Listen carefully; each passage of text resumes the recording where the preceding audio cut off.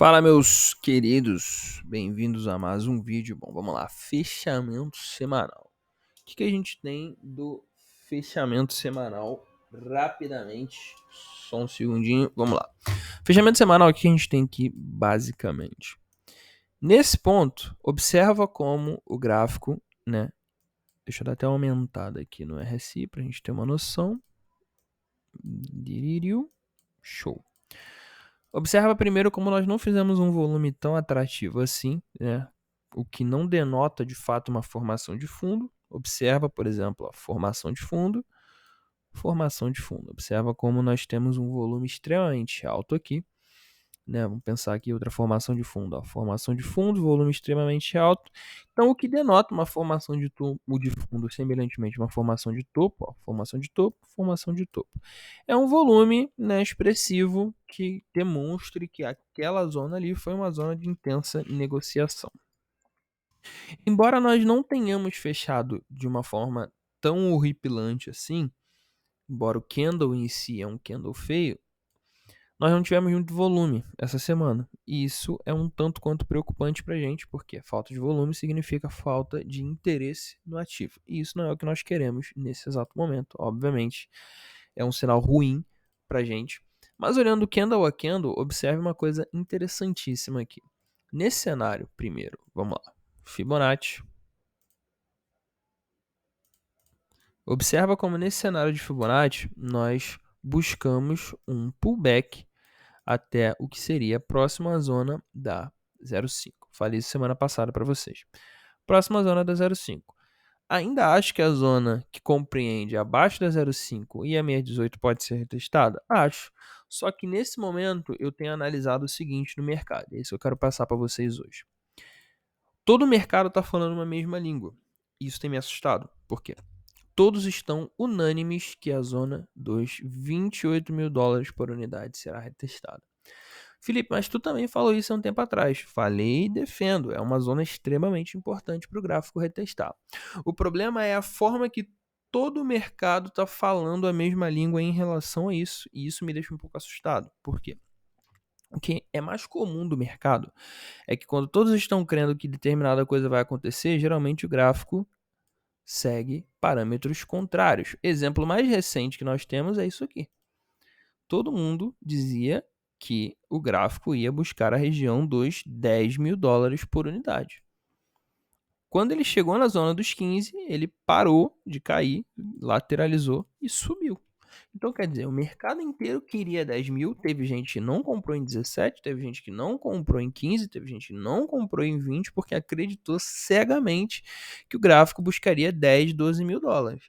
E aí o que aconteceu com essas pessoas? Exatamente, não aproveitaram esse período de alta que, sem brincadeira, deve ter dado mais de 100%, ó, 102% aproximadamente de alta.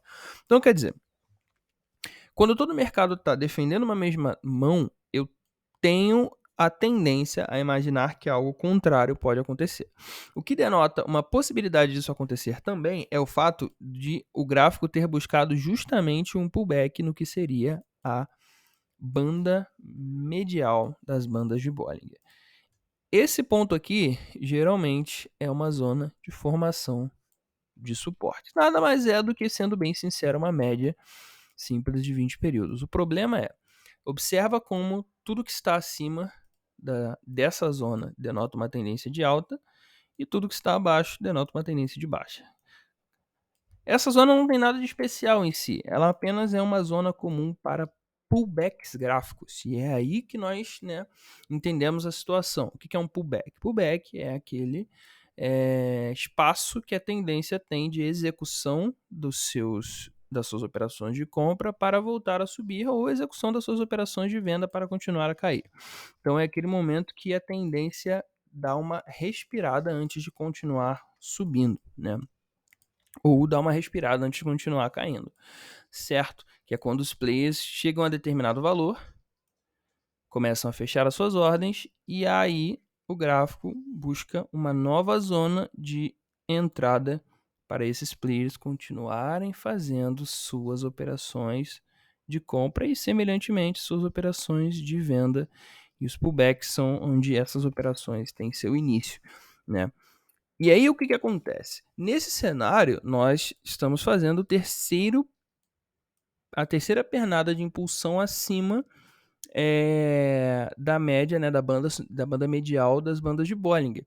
Isso é interessante para a gente porque deixa uma possibilidade do gráfico consolidar isso aqui como uma zona de suporte e continuar subindo.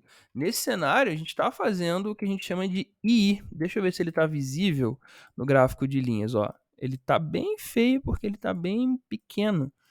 Mas ó, é o que eu chamo de II. Eu não, né?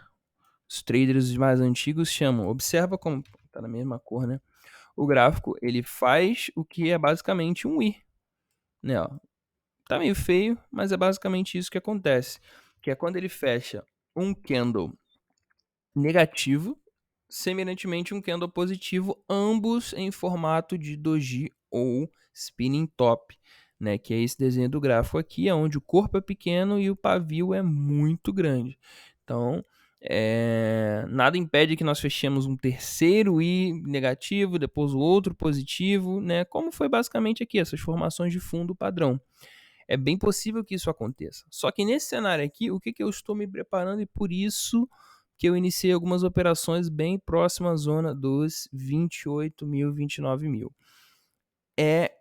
Eu estou me preparando para uma eventual possibilidade disso aqui puxar para cima, liquidando essa galerinha que está vendida. Muita gente, quando a operação ali buscou a zona dos 30 mil dólares por unidade, fez o favor de abrir muitas operações de short. Elas estão erradas? Não, elas não estão erradas. A zona dos 30 mil dólares era uma resistência de fato.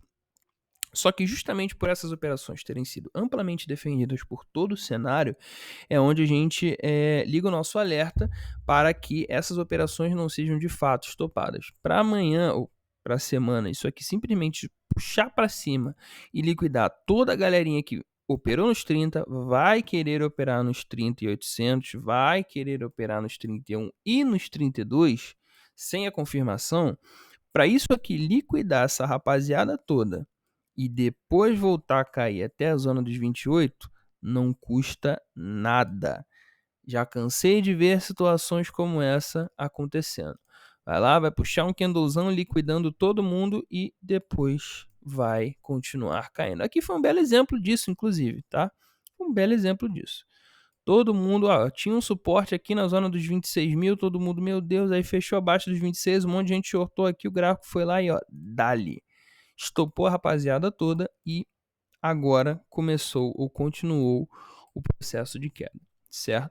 Então, eu estou me preparando para essa opção sim. Tudo que eu comprei estopando abaixo desse fundo em 28.500, 28.600, mas quando houve os toques na zona dos 28.800, 29 mil, eu iniciei algumas operações, algumas delas ainda, né, passei para vocês ontem, pelo menos parte delas, né, mas o ponto aqui é a gente entender que essa possibilidade é real. Principalmente porque houve a formação de 2 spinning tops seguidos. O que significa dizer que esses 2 spinning tops hoje demonstram uma possibilidade da formação de um fundo acima da banda medial do que é as bandas de Bollinger. E nesse cenário, nós olhamos para a máxima deste candle aqui, porque ele é o candle gerador da operação. Esse candle chegou a romper a mínima, mas não rompeu a máxima. Esse candle rompeu a mínima e a máxima, porém fechou entre ambos os dois candles fecham entre as delimitações desse candle aqui. Portanto, o que fechar acima dele provavelmente vai impulsionar o gráfico para algo muito maior. Certo? Então eu estou deixando vocês a par dessa possibilidade sim, porque ela existe, ela é real e alguns players já estão começando a enxergá-la. Não é à toa que o gráfico fechou acima da média de 10 períodos. Então, fechar acima da média de 10 períodos foi excelente. E o principal, nós não perdemos a mínima do candle anterior. Isso aqui é um sinal fraco de compra. Eu não levo isso como um sinal forte de compra, não. Por isso que eu digo que o risco aqui é absurdamente alto. É absurdamente alto. Por quê? O que é um sinal forte de compra?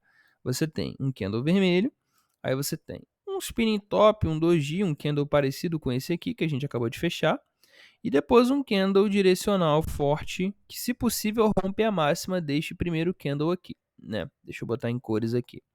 Esse candlezinho verdinho, bonitinho. Esse candlezinho aqui pode ser verde ou vermelho, whatever. Vou botar vermelho aqui. É bem melhor quando ele é verde. E esse outro candlezinho verde aqui, fazendo o rompimento da máxima deste primeiro candle aqui. Esse é o melhor sinal de compra possível. Não aconteceu. Entretanto, um sinal menor de compra é quando este terceiro candle aqui, eu vou desenhar aqui onde ele já está, né?